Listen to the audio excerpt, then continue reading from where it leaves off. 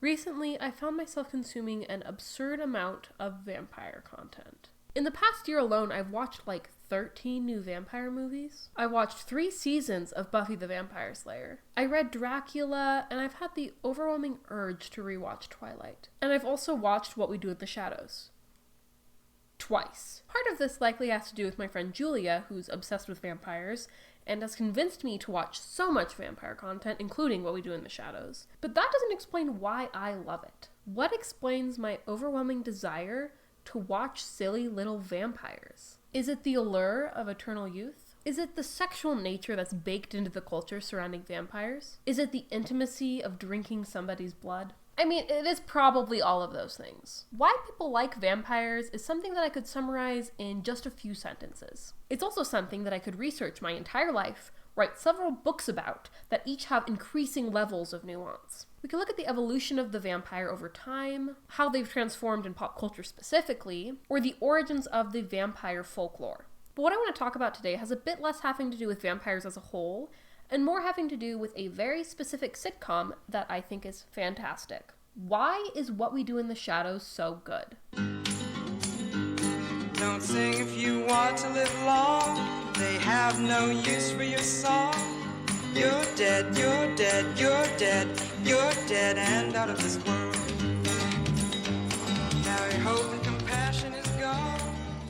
To begin answering that question, we do need to understand why people like vampires in the first place. Or, we don't need it, but it is an entire show about vampires, so I think it's a good place to start. To start my research, I typed into Google, "Why vampires hot?" Actually, that is a lie. I did some research first, I found some articles, I wrote an outline, and I found this great book about vampires in film by some media scholars. And speaking of those media scholars, let's see what they had to say. In the book The Vampire Film by Alan Silver and James Orsini, I have the 3rd edition of the book here. I could not get the newest edition.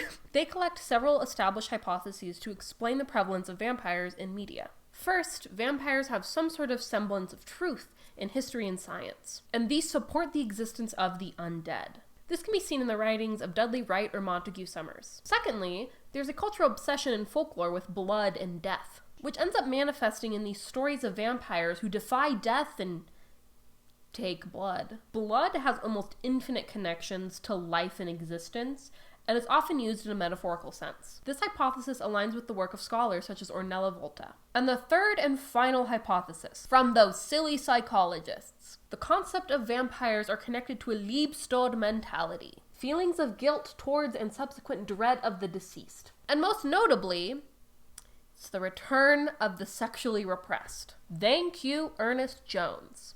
And maybe Freud? If you ask my personal opinion, which is based mostly on the research I did for this video and my just general feelings, I would have the slightly lame answer of it being a combination of the 3. Thinking about what we know about vampire culture today and why we love them, I would say that it really does belong in all 3 camps of thought. Then, after I did my research, I pulled up Google and I typed in "why vampires hot." I wanted to get a sense of what the general person who's interested in vampires would say. The first search I came across was from the website Dipsy, which is a site known for its erotic storytelling. I don't know that there's a better place I could get this information from. They list 7 reasons that make vampires so hot. Number 1, the potential brush with death makes us feel alive. Number 2, every interaction is foreplay. Number 3, when they pick you, they worship you. Number 4, they leave a lot up to the imagination. Number 5, every one of your senses is heightened. Number 6,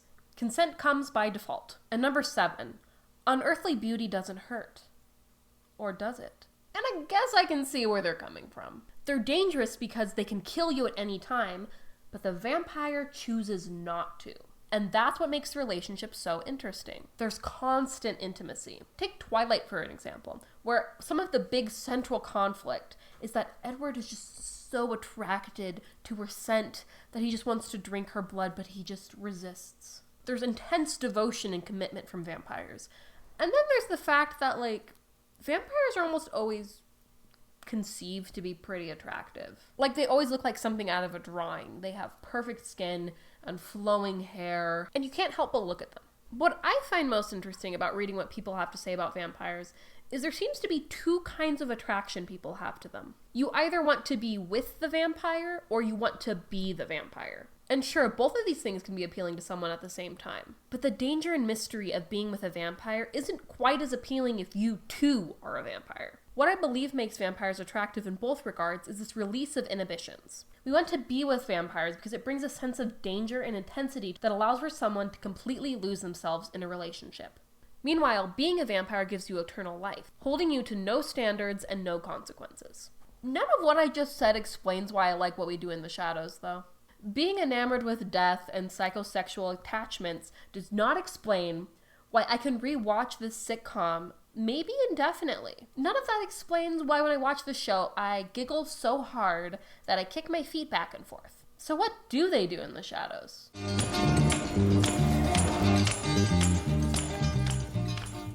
In case you've never seen this show before, I'll give you a quick outline of what it is that they do in the shadows. What We Do in the Shadows is a television show on FX that was inspired by a movie by the same name, created by Taika Waititi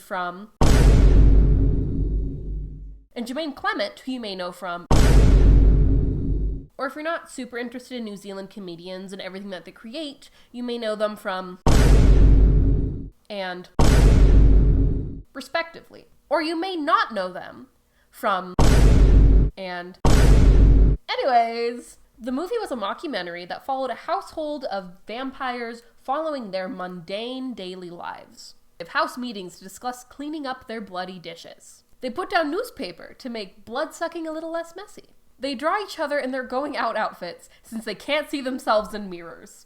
They are silly little guys. The plot roughly follows as they turn this young hipster into a vampire and the trials and tribulations that come with having a new guy in the house. It's silly, the humor is pretty dry, and it's really hard to describe it as having a very concrete plot structure.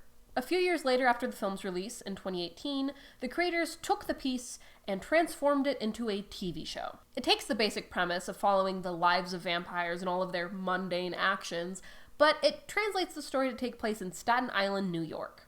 The characters include Laszlo Cravensworth, an English vampire from either the 17th or 18th century, portrayed by Matt Berry. Naja of Antipaxos, a vampire of Greek and Romani descent from the island of Antipaxos, which is roughly 500 years old, portrayed by Natasha Dimitriou.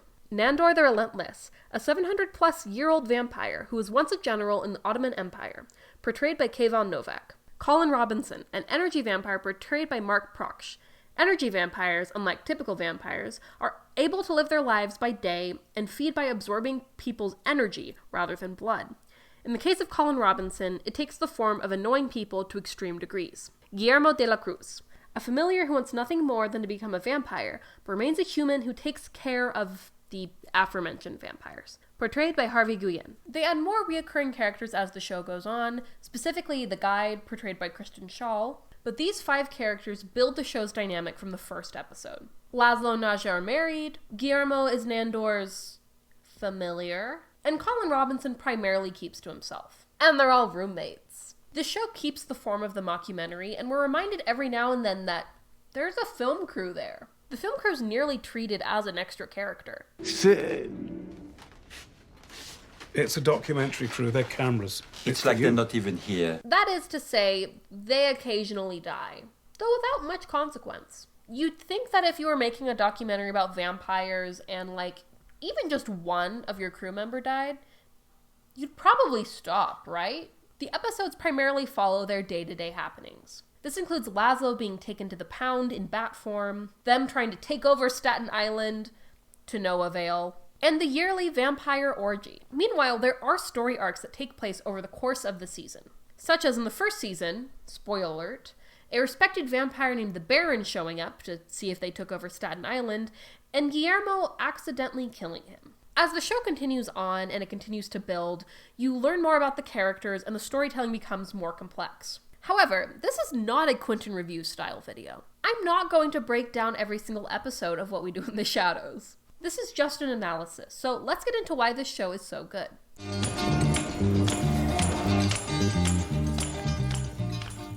What We Do in the Shadows has a lot to give in terms of the vampires it creates, and it has a lot to build off of. There have been hundreds of years of vampire lore in just media alone, and What We Do in the Shadows does not shy away from integrating it. This is something I didn't think about as much until I was rewatching the show. By that point, I had ingested more vampire media, so I did get more references, I'll be honest. It's just really apparent. I mean, it references the movie it was based on. Actors cameo in the show playing vampires they portrayed in other films. There is an extended scene that's an homage to the Twilight baseball scene, including the song Supermassive Black Hole.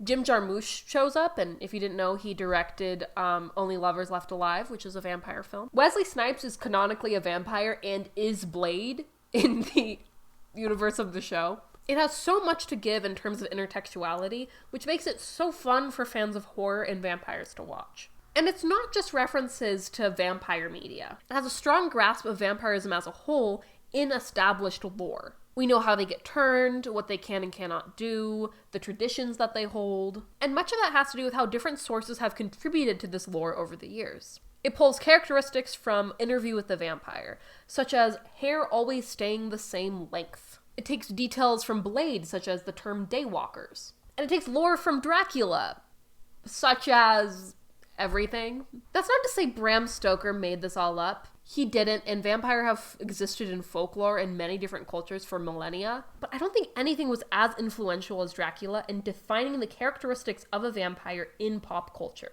What We Do in the Shadows integrates all of this information into the lore of vampires within the show. But at the same time, it doesn't rely on the viewer knowing all of this information in order to make the show make sense. Because it's a mockumentary format, the characters are explaining to the camera crew, as if it were an interview, everything. They tell you how the vampire lore works in a non-condescending way. And in doing that, the references to other pieces of media and to history become little Easter eggs rather than required viewing. You can still thoroughly enjoy the show with having never seen another piece of vampire media. I mean, my dad just started watching it, and he seems to like it, and I mean, I don't think he watches vampire media at all. Then further, the show manages to add something new and interesting to the mix. Psychic vampires are something that has existed in folklore and in psychology for quite some time. They describe figures that drain someone's energy. Psychology specifically referencing people in your day-to-day life that make you feel exhausted.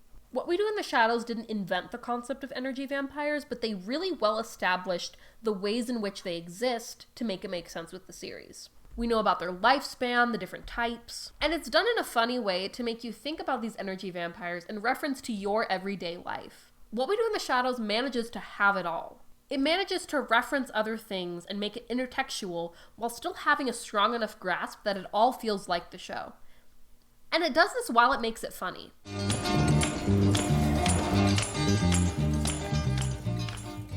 The answer to this question is truly the center of this video essay. What We Do in the Shadows is an example of the fantastic family sitcom, which is a term to describe mostly 1960s sitcoms, such as The Munsters, Bewitched, Addams Family, I Dream of Jeannie, which at that time were breaking down the cultural notions of what a family was.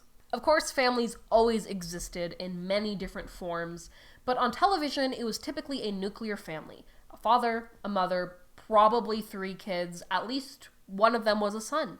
But the Fantastic Family sitcom brought in other family members, different cultures, blended families, witches. And I would say What We Do in the Shadows is a modern form of this. 4 of them are vampires, 1 of them's a human. They're all from very different cultural backgrounds, and they're all gay. I mean literally. What We Do in the Shadows also benefits from another tried and true sitcom format, the mockumentary. Many of the most beloved sitcoms were in this format. The Office, Abbott Elementary, Arrested Development. And there must be something as to why we like them so much. I think it's the notion that we're getting peeks into someone's life. What We Do in the Shadows has a lot of fun with this mockumentary format, and as I said previously, they position the filmmakers as kind of an extra character.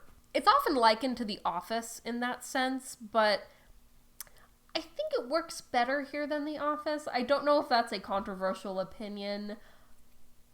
but it's mine. It's fun to see the characters perform on screen for the camera crew and then them catch them in their little moments of shame. They also do a good job of reminding you sometimes that it's a documentary. And then every now and then they'll play with the format where they bring in footage from other things like security cameras, news reports, or a home improvement television show.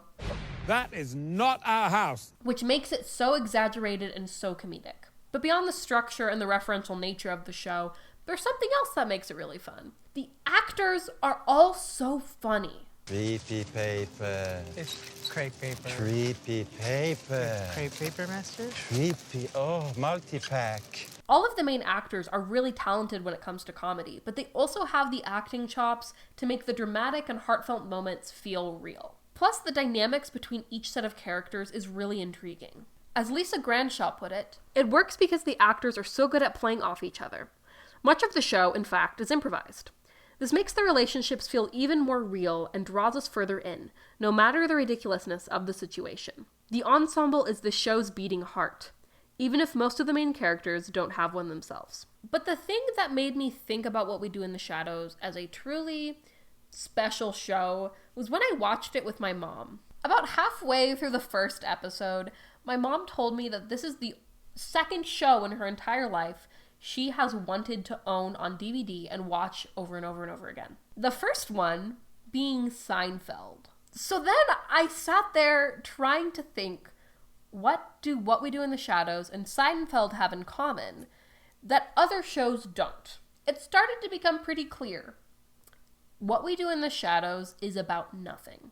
And I don't mean it in the sense that, like, The Office is about nothing. The Office absolutely transforms from season to season in terms of the characters, their relationships with themselves, their dynamics, and pretty much everything. I mean, if you look at the end of the show, the Office staff is pretty different to the beginning.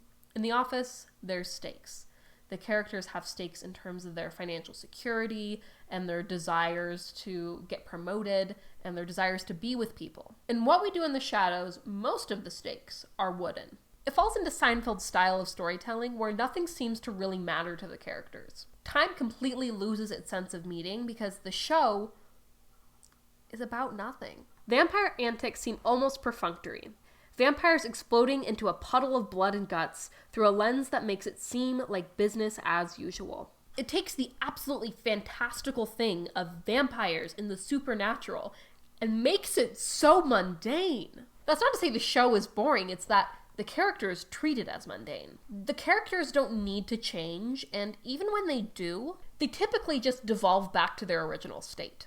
I think of Nandor's depression, which goes away pretty quickly. Naja's promotion overseas that gets forgotten pretty immediately. And Colin Robinson's standout life cycle change that he doesn't even remember when it's over. They're vampires. They've been alive for hundreds of years. Naturally, time is meaningless because they have eternal time. They have the rest of their lives, so relationships for the most part are pretty fleeting. Nothing needs to matter to them. Well, except for Guillermo. Therein lies what I believe to be the reason this show is so good. Laszlo, Naja, Nandor, and Colin Robinson don't have to make changes in their lives because they have eternal time. They don't have any deadlines. They don't have death looming over them. They can just kind of be. But Guillermo is a completely different story. He's a human who wants nothing more to be a vampire, which gives him both motivation and a very strict timeline. If he becomes a vampire past his prime,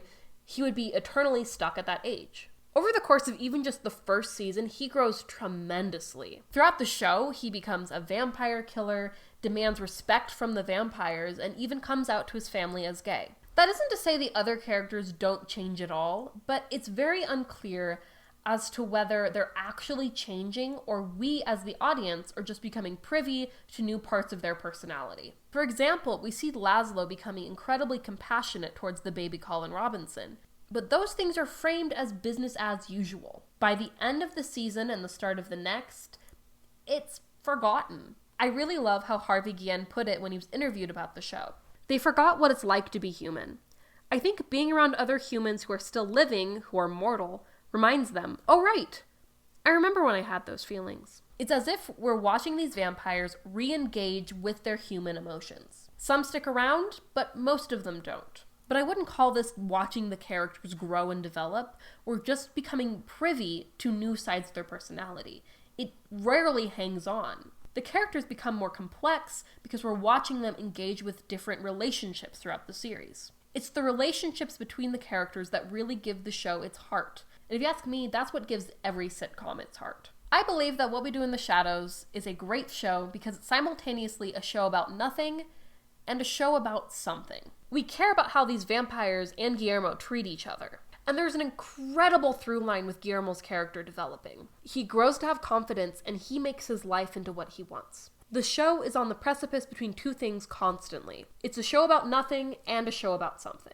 It's intertextual, but it's also self-contained. It's a slapstick comedy and an emotional drama. It's about vampires and vampire hunters. It's on the precipice of what it means to be human and what it means to not.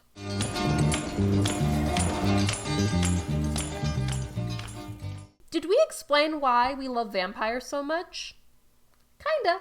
Did we figure out why there's hundreds of pieces of media relating to vampire history? No, not at all. Did we determine some of the reasons that make specifically What We Do in the Shadows so good?